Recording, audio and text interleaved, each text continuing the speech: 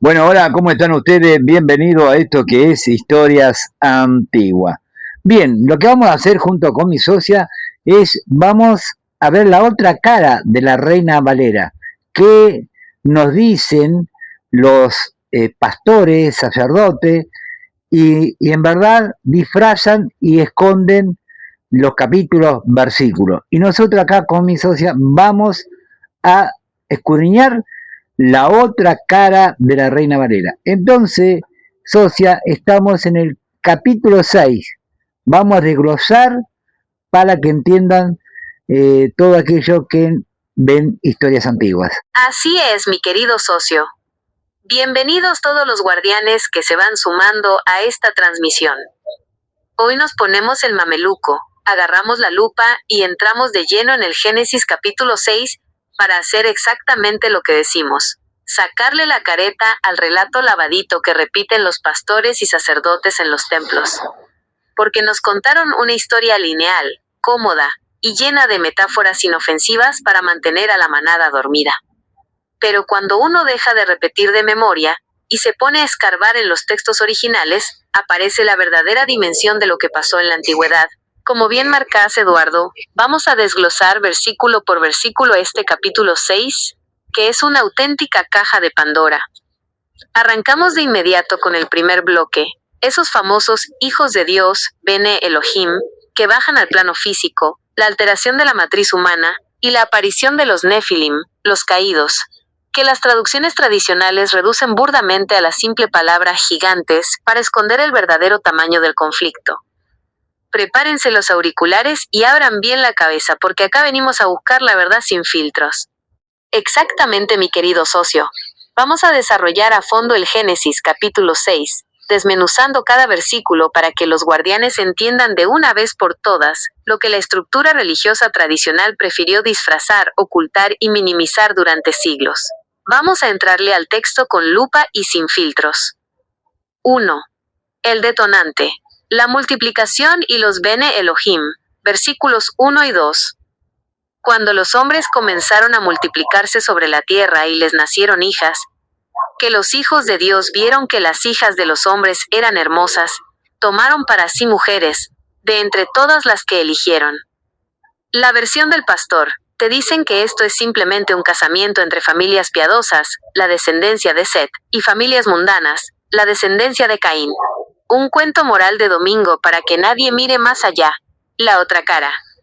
Si vas al texto original en hebreo, la expresión Bene Elohim, hijos de Dios, no habla de simples mortales, sino de entidades celestiales, vigilantes o inteligencias de otro orden dimensional que descendieron al plano físico.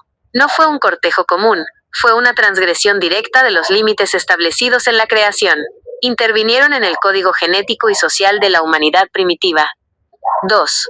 La aparición de los Nefilim y el descalabro. Versículos 3 y 4. Había gigantes en la tierra en aquellos días, y también, después que se llegaron los hijos de Dios a las hijas de los hombres, y les engendraron hijos. Estos fueron los valientes que desde la antigüedad fueron varones de renombre. La versión del pastor traduce la palabra Nefilim simplemente como gigantes, para achicar el problema a una cuestión de estatura física, como si hubieran sido gente muy alta y nada más. La otra cara, la palabra hebrea Nefilim, viene de Nafal, que significa caídos. No se trata de altura, sino de origen y de impacto. Estos seres híbridos trajeron una influencia dominante, conocimientos avanzados y una estructura de poder tiránica sobre las primeras civilizaciones. Eran los varones de renombre, Shem, adorados luego como los dioses y semidioses de las mitologías antiguas. Esta intromisión rompió por completo el equilibrio de la matriz humana. 3. El diagnóstico del sistema y la decisión del reseteo. Versículos 5 al 8. Y vio Jehová que la maldad de los hombres era mucha en la tierra, y que todo designio de los pensamientos de los corazones de ellos era de continuo solamente el mal. Y se arrepintió Jehová de haber hecho hombre en la tierra, y le dolió en su corazón. La versión del pastor. Te lo pintan como un Dios enojado porque la gente se portaba mal, como un padre castigador que destruye los juguetes porque los hijos rompieron las reglas. La otra cara. Acá no hay un capricho divino, hay una falla sistémica irreversible. La alteración genética y espiritual introducida por los vigilantes corrompió el experimento al punto de que la matriz original estaba colapsando.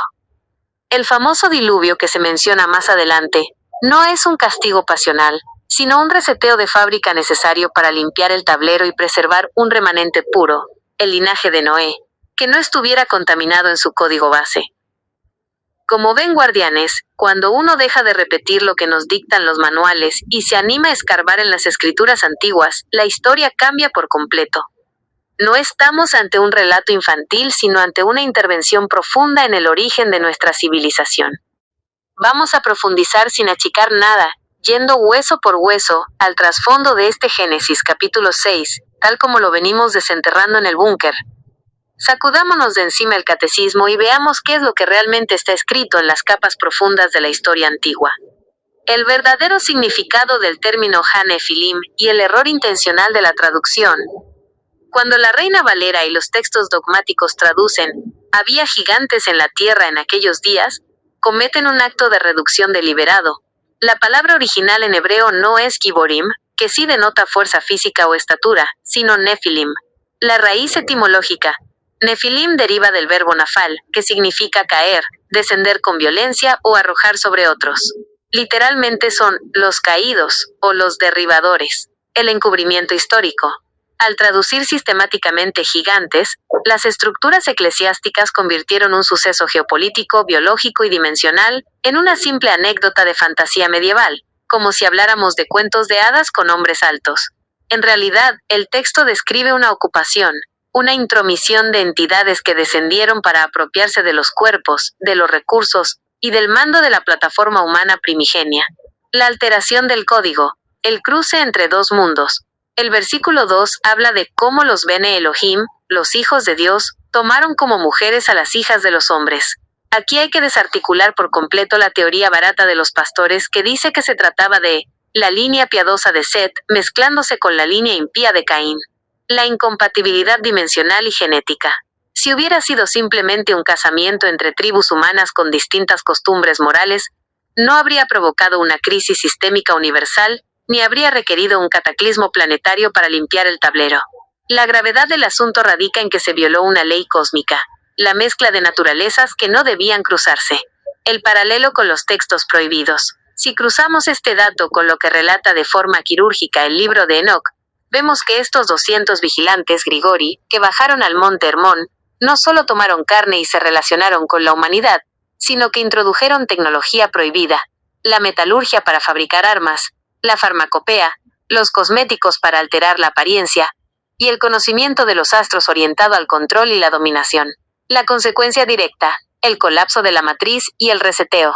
El versículo 5 dice que la maldad de los hombres era mucha en la tierra, y que todo designio de los pensamientos de los corazones de ellos era de continuo solamente el mal.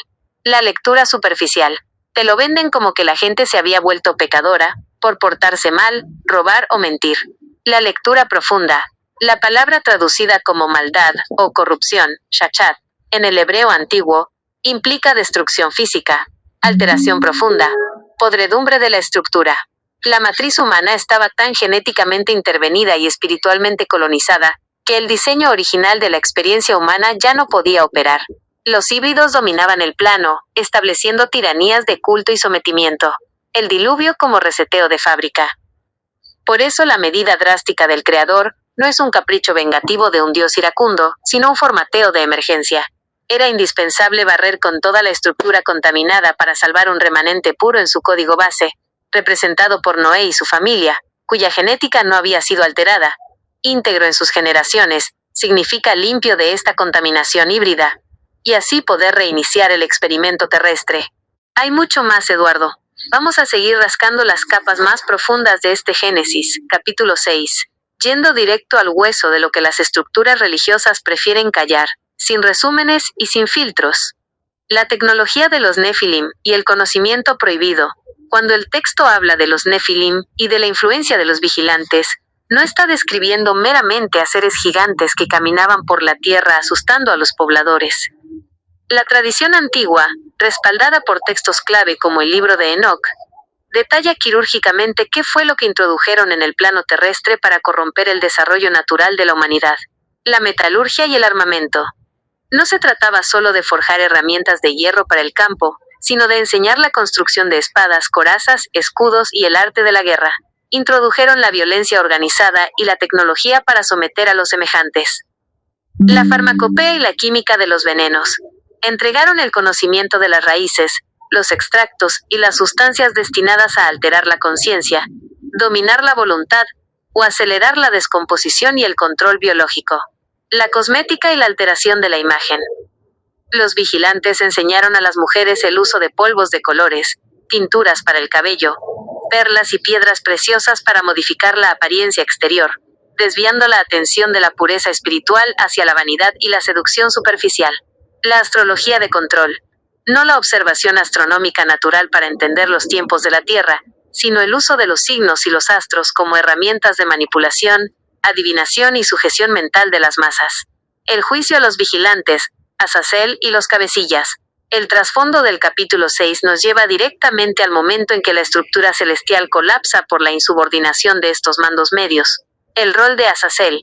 En los registros antiguos, se señala a Azazel específicamente como el que enseñó a los hombres a fabricar espadas, cuchillos, escudos y petos, y a las mujeres el arte del engaño estético.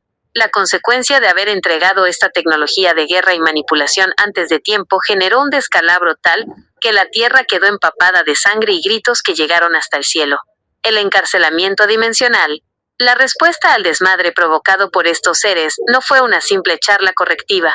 Los textos detallan que estas entidades fueron atadas y confinadas en prisiones de oscuridad bajo las profundidades de la tierra, lo que el Nuevo Testamento en Judas y 2 Pedro menciona como el Tártaro, o prisiones eternas, esperando el gran juicio final, porque su intromisión rompió las reglas del libre albedrío en esta dimensión. El verdadero propósito del diluvio como purga sistémica. Si juntamos todas estas piezas, entendemos por qué el cataclismo del diluvio no fue un simple castigo meteorológico por portarse mal. La limpieza del código contaminado, la hibridación entre los Bene Elohim y la humanidad, había avanzado tanto que el diseño original de la experiencia humana, el ser creado con libre albedrío y conexión directa al origen, estaba al borde de extinguirse por completo.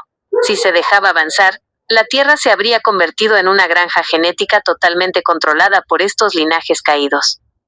El reseteo de la plataforma. Al barrer con el agua toda la superestructura física de los Nefilim y su civilización corrupta, se frenó la clonación, la manipulación genética y el imperio de los tiranos de renombre. Noé y su familia representaron el único disco duro limpio, el respaldo del código original que permitió reiniciar el ciclo humano sobre bases libres de esa interferencia directa.